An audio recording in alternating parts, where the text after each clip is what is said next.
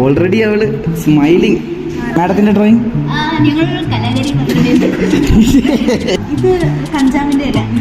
വരയ്ക്കാനായിട്ട് വന്ന ചന്ദന ഇന്ന് പേപ്പർ ഇല്ലാതെയാ വന്നേക്കുന്നത്.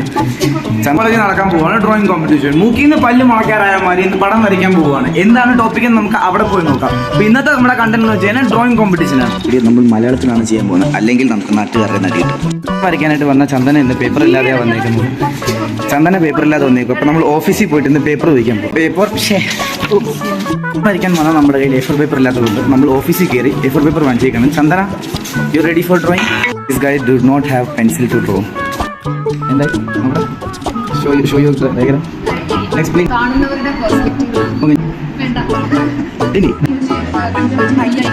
ഓ, കഞ്ചാവ് അടിച്ച് ഹൈ അടിച്ച് വീഴും. ഗൈസ്, ഇതാണ് എൻ്റെ ഡയഗ്രാം. ഞാൻ വരച്ചത്. എങ്ങനെയുണ്ട്? അടിപൊളിയല്ലേ? നോക്കട്ടെ, നിന്റെ എക്സ്പ്ലെയിൻ ചെയ്യും. ഇയാളുടെ ചന്തിക്ക് ഇഞ്ചക്ഷൻ വെക്കുവാണോ? ഓൾറെഡി അവള് സ്മൈലിംഗ്. കഞ്ചാവിന് ഗുളികയല്ല, പൊടിയാ. സിഗരറ്റ് പുകയില്ലല്ലോ.